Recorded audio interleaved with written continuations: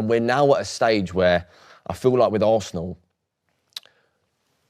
Arteta has found, for the first time in his tenure, Arteta has got a proper core that, 3, 4, 5, 6, maybe even 7 players know for a fact they are starting that game. They are a guaranteed starter. They play with each other. They know each other on and off the pitch like brothers. That, I think, could be what separates us from the rest. When I look at our competition, which is seemingly Man City and Chelsea, I don't think they've got that, or I don't think they have it to our level, to be honest. And Liverpool have lost their core, and you're seeing what's happening to them. Mm. Do you, when you look at the game yesterday, it was built up, wasn't it, as Caicedo v Rice? Obviously, you know about the Caicedo challenge, but there was a tackle Declan Rice put in. I don't know, but in about the first 15 minutes, he saved the goal, basically, didn't he? He hooked his foot around it. But he made up for it. No, I know, but no, it was a great tackle, but the touch from Neto was class too. Yeah. But you've said that you think he's the best midfield player on the planet. Yeah. Yeah? Yeah. Go on, why? I think that he's showing levels right now. Look, last time I was sat here, Paul Scholes looked at me in the eye and he said that Tonali was a better footballer than Declan Rice. And I don't want to disrespect Tonali here. I think he's borderline or Paul Scholes. Or Paul Scholes. I think he's borderline world class, if not world class. But I was actually very happy when that aired because I think it sort of showed how overshadowed Declan Rice's brilliance is. What we're witnessing week in, week out from Declan Rice, I think it's freakish. You are getting a player that is guaranteed 90 minutes, 3 times a week from August to May, constantly running up and down the pitch. There isn't a single skill, attribute, nothing that he lacks, in my opinion. He's always good for a goal. He scans the game. His awareness is unbelievable. Tracking back, his decision-making, flawless. Our top assister in the league. Constantly. He takes corners, that's why. The best set piece specialist. Why is that a discredit to his game? You've riled yourself a bit, mate. Don't let him. No, I'm not going to let him. Look, the thing is with Luke, when you make a good point, he likes to try and banner it off. Okay. You know that Declan Rice is the best in the planet, but the thing is...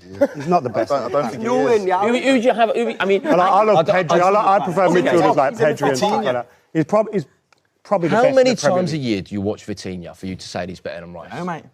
You've replied, so... No, but I understand what you said about Declan Rice, right? He is amazing. He does things that catch the eye.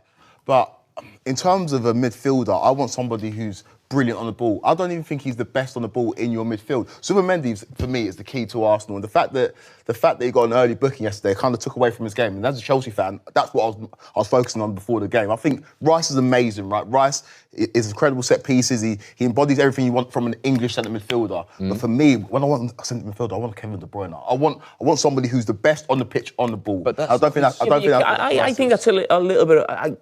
We can all like different midfielders, and when Adam said Pedri, that's, but I'm Vitinha, you just mentioned, but completely different players. So everyone's got their own strengths and weaknesses. But when you talk about Declan Rice, I've always said this, I feel like I'm watching Roy Keane, that type of player who can almost do everything. We sort of have midfield players now, don't we, where you say, OK, he's the deeper one, he's the creative one, or, you mentioned Zubimendi. OK, his job is to sort of, almost like what Busquets was, sit deep, get on the ball, get the team playing. So you like your midfielder like that. Somebody else likes a certain type of midfield player. But I think with Declan Rice, that's the best way I could describe him, where he feels like a Roy Keane to me, but he does all of those things, really. He just looks power. I never feel anyone can run past Declan Rice, even when someone tries to dribble past them. It's a bit like that when I used to watch Roy Keane. Stevie was like that. They had this power in this frame. He's the most unbelievable athlete, though. I feel like you don't... I think Declan Rice is fantastic. I'm just trying to throw out other midfielders. I don't think he's the best in the world. I think he's arguably the best in the Premier League. Would you take Jude over him, or...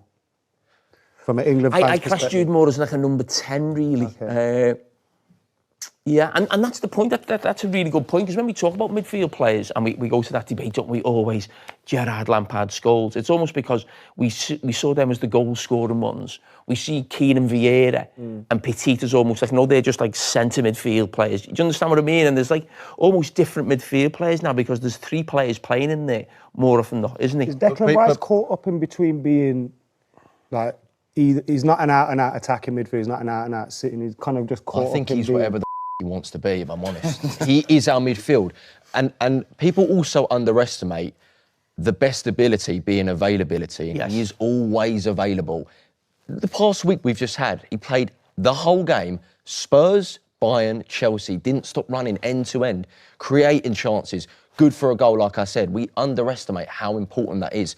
And also, when we don't have the ball, he is our leader without the armband. He's the one communicating with every player. You stay here, you go there. He is our captain. And like you said, it's like a Roy Keane, but people don't like to admit that because it's today's day and age. Everyone likes to look back. But what we're witnessing right now from Declan Rice, I think is revolutionary.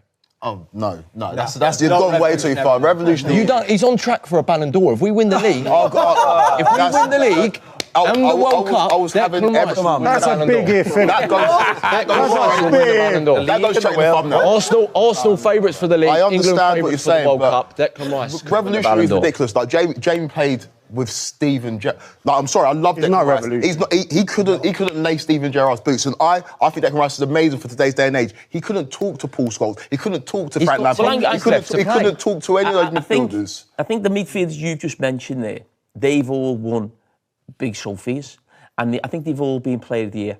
So I think Kevin De Bruyne's been perfect Player of the Year. Stevie has. I think Roy Keane has. I think if Declan Rice goes on to win those trophies, what you're saying there, I'm not quite sure about the Ballon d'Or, but I could see, if Arsenal win the league this year, I think Declan Rice would probably be seen as the guy who's not won them the league, but I would imagine he would get Player of the Year, I would say, Declan Rice. So then that does put him in that conversation with those midfield players. And I do believe Arsenal probably will win the league and Declan will get that trophy. But you've just mentioned before, Matt, about Arsenal have only lost one game this season, so they've had a brilliant season. Everyone thinks they're not head and shoulders above everybody else, but a level above this season, certainly with the squad as well. Does it worry you that you've had such a great start that you're not almost further ahead and there's still an awful long way to go? Does that sort of worry you and nag you at the back of your mind? Because I don't think City, Liverpool or Chelsea have been that consistent. They've all dropped points and lost really poor games where you wouldn't expect them to. So is there almost that nagging doubt that you wish you were another sort of 4 or 5 points further forward? I'm not worried. I don't think that the word is worried. Maybe if you look back on the patterns, like me and Luke was saying before, there are patterns of us slipping up. But I'm not worried in the sense that we've ticked some of the toughest places this league has to offer off the list. You know, we've been to Old Trafford, been to Anfield, been to St James's Park, been Stadium of Light, going to Villa Park next week. We battered Spurs at home. We played City at home. City have been very inconsistent away from home. Chelsea have been very inconsistent at home. So I'm looking at us and our discipline and our consistency, and I think that it's a level above everyone else around us. I'm not discrediting Chelsea. Were superb yesterday. Still couldn't beat us. City, superb at our place. 10 men. I think I understand. 11 against 11, they win. But they still couldn't beat us. I understand. I'm not saying that they should have with 10 men, but they couldn't beat us. City were superb when they came to the Emirates, still couldn't beat us. And it's also, I'm sure we might come on to it in a little bit, it's also the depth is just unbelievable. I know yesterday didn't go as planned. We weren't, it was probably our worst performance of the season, but we didn't have our main centre-backs, both of them missing, and we've got Nketiah and Mosquera playing together for the first time in the league. I said to Luke beforehand, what happens if your two centre-backs get injured? Who have you got to come in? Ake and Stones. Would you back them to go to Stamford Bridge and take 3 points? Probably not. You didn't take 3 points. No, I understand. Arsenal know that if we're up close and if Chelsea are putting on a bit of pressure as well, I think Arsenal are always going to have a downturn. Do you think if you're 5 points behind now, if you could cut that to 2 or 3 by the time we sort of come out of the March international break? I know it's a long time, but that's when the real title run in. Do you think they'd bottle it? Yeah, well, I mean, if it was 2 or 3, they'd still have to come to the Etihad in April. I can't remember the last time they won at the Etihad in a meaningful game. I think what's really interesting, though, this season is that City fans almost feel like they are relying on Arsenal to drop rather than actually pointing towards this team is good enough to just keep doing what we're doing and eventually overtake them. I think that even when you were behind us in that season that you mentioned, you were sort of saying, this team is so good, we will eventually catch up. Yeah, but what you got to remember is that the reason we're looking at Arsenal games where they drop points is because we're not winning the points ourselves. And you have dropped a few points, we've dropped a few points, but I think back to that treble year, like I said, you had 50 points that season. I remember on New Year's Eve, we played Everton at home, which was a poor Everton side, by the way, and we drew that game 1-1, and I was thinking, we're 8 points off them, heading into the new year, Arsenal stomping everyone, and look what happened there. We've got a completely different squad, though. Look, you can't keep looking back on years. This is a different Arsenal team, different Arsenal squad. Way better than it was. It won't be a then. different team until they actually win it, though. Yeah. They're always going to have that. Arsenal need to actually go and get a trophy because at the minute they're just pretty much bottle jobs with the Premier League. Everyone keeps catching them up. And that's a Geordie saying that in the suit. When he said that. So, yeah, squad or not, you just need to put proof. I know it's not my segment, but I think that people are way too... It's like the world is watching and waiting for us to drop points. Why is that? Why is it? Because you drew 2-2 at the Stadium of Light. Yeah, I know. You've just said you're the team to beat. Now, do you think when City were ahead, when Liverpool were ahead, do you not think people watching them games thinking, will they drop points? It's patterns. People look back and people are sort of hoping and praying on past patterns to come true again. But I think that there is a sense in everyone around us. Everyone knows that this is our league to lose. You won about 14 and 16 games a couple of seasons ago, and it was the one game against Villa you lost, and you still didn't win the league. But that City brings were a its way own better pressures. team than you are now. You say we know it's ours to lose. That's going to bring its own pressures 13 within the games, dressing room. 13. Outside of Gabriel Jesus, who's never available, no one's won it. I do think the only way Arsenal don't win it, I think them. it's Arsenal will cost, not will. I think if you don't win the league, it'll be down to you. I don't think it's down to another team. 100, that's what I said. Well, you were a good side last year. You got to the late stages of the Champions League. What happened in the league? You battered us 5-1, and everyone's saying this Arsenal team's so much better than Man City. You beat us by 3 points to second place. We fell off a cliff. Liverpool ran. But why did that happen? Why did you fall off a cliff? Could that happen again? We had It's an the same injury. team. We had You an said it's the injury same crisis. team. No, it's not.